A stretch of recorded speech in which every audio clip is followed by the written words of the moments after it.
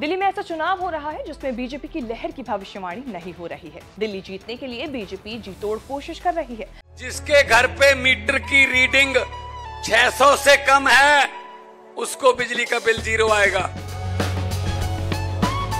मेरा बिजली का बिल पहला 1 साल पहला आवा था तो हुण भी 1 साल हो गया भी वह आंदा नहीं हैगा जदी आह भगवंत मान दी सरकार बनी है जी। मुंडा सन छोटा कहना पिछली बारी बिल कितना आया था मां 3500 रुपया कहना ऐतकी 0 आया। मां फिर ऐसा मुख्यमंत्री पूरे इंडिया में बनना चाहिए।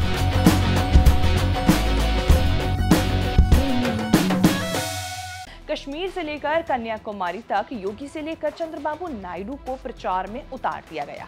केरल के सुरेश गोपी को भी काम मिला था बीजेपी के लिए वोट जुटाने के लिए, लेकिन सुरेश गोपी ने ऐसा कांड कर दिया कि बीजेपी को लेने के देने पड़ गए। आदिवासियों के अपमान का आरोप चस्पा कर दिया गया बीजेपी पर। सुरेश गोपी मलयालम फिल्मों के सुपरस्टार है, इतने बड़े स्टार की लगा कि राजनीति में जाना चाहिए।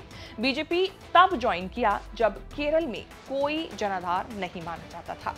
केरल में जमने के लिए बड़े चेहरे की तलाश कर रही थी बीजेपी। सुरेश गोपी के स्टारडम के जरिए उन्होंने ये काम भी किया।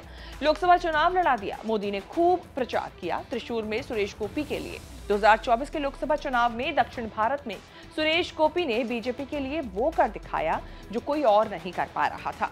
बीजेपी के लिए टॉप स्टेट केरल जैसे राज्य में लोकसभा चुनाव सीट जीतकर सांसद बन गए।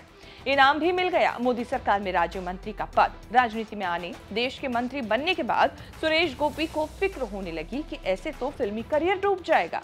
मंत्री बनते ही रट लगाने लगे कि मंत्री पद से हटा दो, फिल्में करनी है। सुरेश गोपी की मन की मुराद आज तक पूरी नहीं हुई। सुरेश गोपी सरकार में पेट्रोलियम और प्राकृतिक गैस मंत्रालय के राज्य मंत्री हैं और रह रहकर बीजेपी और सरकार की फजीहत कराते हैं। दिल्ली में चुनाव आए तो सुरेश गोपी को प्रचार में उतारना भारी पड़ गया। लोकसभा चुनाव से राहुल गांधी ने माहौल बनाया हुआ है कि बीजेपी दलितों और आदिवासियों से आरक्षण छीनने के चक्कर में है।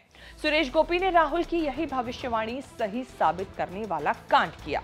अपनी ही सरकार के आदिवासी मंत्री को नकारा साबित कर दिया। बस नाम लेकर कहा नहीं। सुरेश गोपी के भाषण से जिस मंत्री को चोट पहुंची वो है उड़ीसा के बहुत पुराने आदिवासी बीजेपी नेता जुएल उरांव। दिल्ली के मयूर विहार में प्रचार करते हुए सुरेश गोपी ने भाषण दे डाला कि हमारे देश का अभिशाप है कि केवल आदिवासी समुदाय से आने वाले व्यक्ति को ही जनजातीय मामले का मंत्री बनाया जा सकता है। सुरेश गोपी यही नहीं रुके, भाषण में अगली लाइन ये कह दी कि जनजातीय कल्याण में वास्तविक प्रगति तभी संभव होगी जब मंत्रालय की जिम्मेदारी किसी ऊंची जाति के नेता को मिलेगी। किसी ब्राह्मण, किसी नायडू को जनजातीय कल्याण मंत्रालय की जिम्मेदारी देनी चाहिए। इससे बड़ा चेंज आएगा। सुरेश गोपी खुद आदिवासी नहीं है। उन्होंने कहा कि वो जनजातीय कल्याण मंत्री बनना चाहते थे। पीएम से कहा भी था, लेकिन गैर आदिवासी को जनजातीय मंत्री बनाने का सिस्टम नहीं होने से सुरेश गोपी को चांस नहीं मिला। सुरेश गोपी ने जुएल उरांव का नाम तो नहीं लिया, लेकिन जो बोला वो आदिवासी के अपमान का मुद्दा बन रहा है।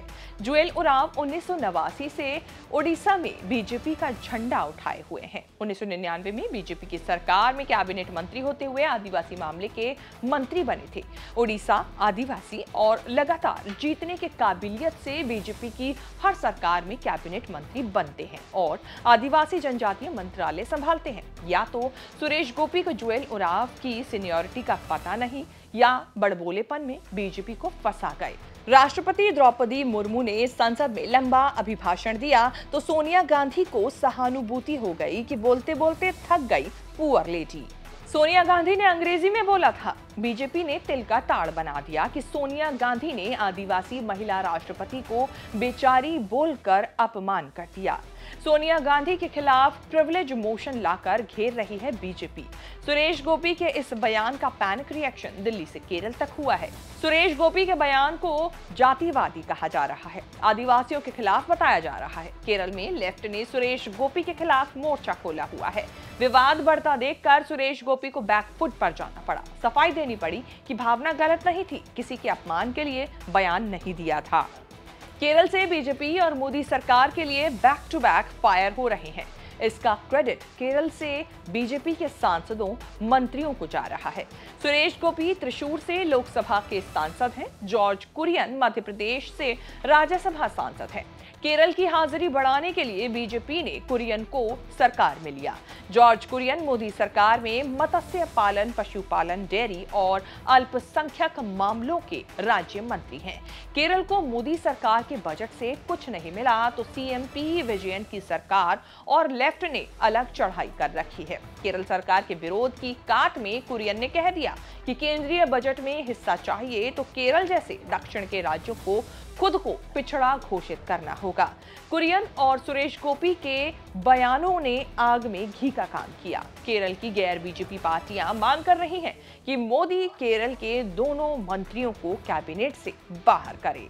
शेष भारत में इतना ही। ये रिपोर्ट आपको कैसी लगी हमें कमेंट करके अपनी बात जरूर बताएं और आप देखते रहें न्यूज़ तक।